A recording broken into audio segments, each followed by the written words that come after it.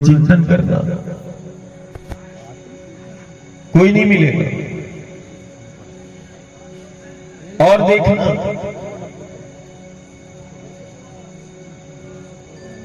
माटी को हम मां कहते हैं, नदियों को हम पूजते हैं, माटी को हम पूजते हैं।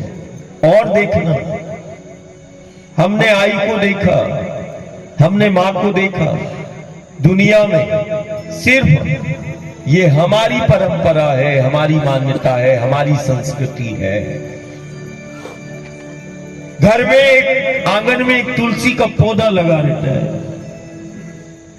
और उस तुलसी के पौधे पर अम्मा जो है वो रोज सुबह जल डालती है, चढ़ाती है और तुलसी से के पौधे से वो प्रार्थना करती है परिवार की प्रसन्नता और संपन्नता के लिए।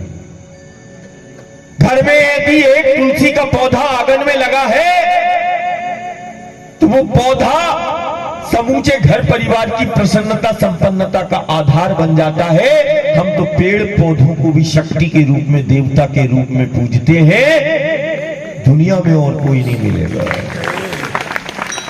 तुलसी के पौधे से लेके ये पेड़, ये झाड़, बड़ का हो, पीपल हो, नीम हो, आंवला हो, प्रत्येक वृक्ष को हम प्रत्यक्ष देवता के रूप में, हम पेड़ पौधों से, झाड़ों से प्रार्थना करते हैं, पेड़ पहाड़ों से प्रार्थना करते हैं। कहां मिलेंगे दुनिया में? हम कामतगिरी से प्रार्थना करते हैं और सिर्फ हमने नहीं की प्रार्थना,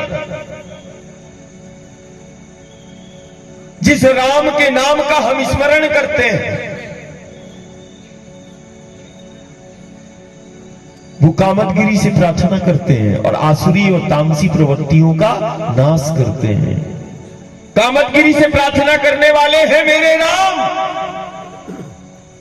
गंगा और सरयू को मान देने वाले हैं मेरे राम।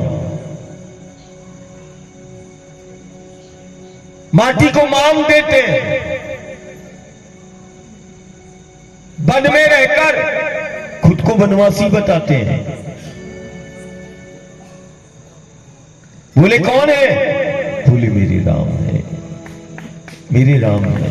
वन में रहकर जीना सिखा दिया, महलों में रहकर नहीं, वन में रहकर बने हैं राम और मर्यादा पुरुषोत्तम कहलाए हैं राम। महलों में रह के नहीं, वनों में रह के जीना सिखा दिया। ये है राम। महलों में रह के नहीं, वनों में रह के खुद को वनवासी बता दिया। भीलनी के सबूरी के जूठे बेरों को खाकर जाति पाति का भेद मिटा दिया, केवल और केवल प्रेम और सेवा का रिश्ता बता दिया। वो है मेरे राम, मेरे राम है। महलों में रह के नहीं, कभी सरयू, कभी गंगा, कभी मंदाकिनी और कभी वो रेवा के पथ पर चलकर, कभी वनों में रहकर, कभी पहाड़ों की निकटता में रहकर जीना सिखा दिया। देखो राम की लीला। और वही द्वापर में आते हैं, खूब हरि कथा सुनी, खूब राम कथा सुनी। अरे राम की कथा है, जीना सिखाती। मेरे प्रभु की कथा है, हरि की कथा है, जीना सिखाती है, आत्मनिर्भर बनाती है, मूल आधार शक्तियों का साक्षात्कार कराती है। वो है हरि की कथा, वो है मेरे राम की कथा। अपनों के साथ कैसे जीना है, हर रिश्ते का बोध कराती मेरे राम की कथा। हर रिश्ते का बोध कराती, वो है मेरे राम की, प्रभु की कथा। जीना सिखाती मुझे, वो है मेरे प्रभु राम की, हरि की कथा। आत्मनिर्भर बनाती है, वो है मेरे हरि की कथा, वो है मेरे राम की कथा।